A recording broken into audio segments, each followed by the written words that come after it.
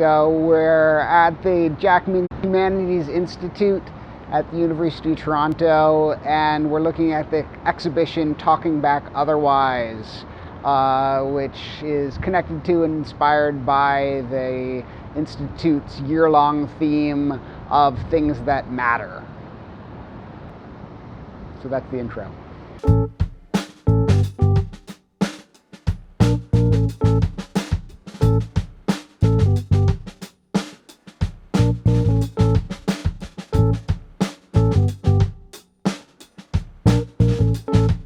Wait, what are you listening to? There's an earbud here. So it's an exhibition that's emphatically about objects and our engagement with objects and their engagement with us.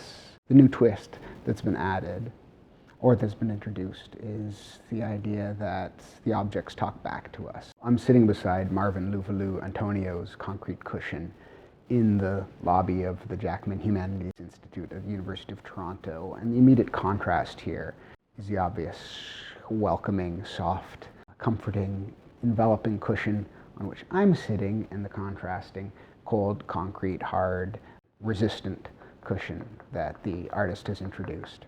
Whoever sits in it or whoever is sat in it has a different experience of this place. You know, that ties into art that's concerned with the politics of inclusion and exclusion, art that's concerned with, you know, one of the reigning themes in social relations right now, especially in North America, is art that's concerned with racial politics. It's a conversation, a debate, an argument that is happening in places just like this right now.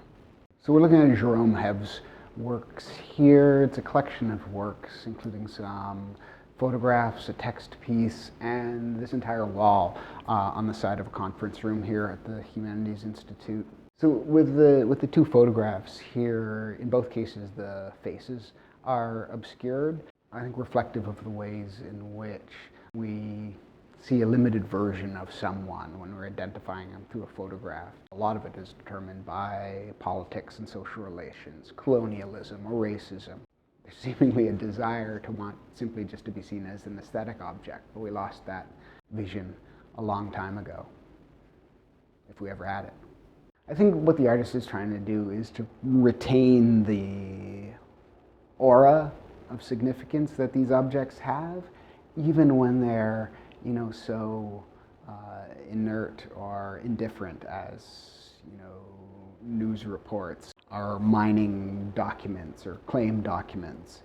So this piece by Valerie Blass is interesting because it's almost like a commentary on the habit, the human habit of identifying things in the world as reflections of us.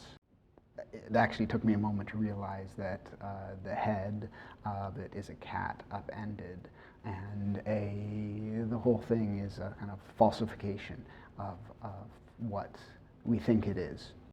And so that distortion, that error of the title, La Méprise, is reflective of our errored ways and our inconsistent or mistaken assumptions about the world that we engage in. The central work in this exhibition is the exhibition guide itself. It's a map on indestructible paper, a thing that will resist any attempt to tear it up or toss it aside. And the map that it depicts is a navigation of space, a navigation of the world as it presents itself to us, and up to us to figure out what to make of it. The art here has not turned the space into a gallery, but the space has turned the works into, or brought them into the discourse that the students here and the professors here are engaged in.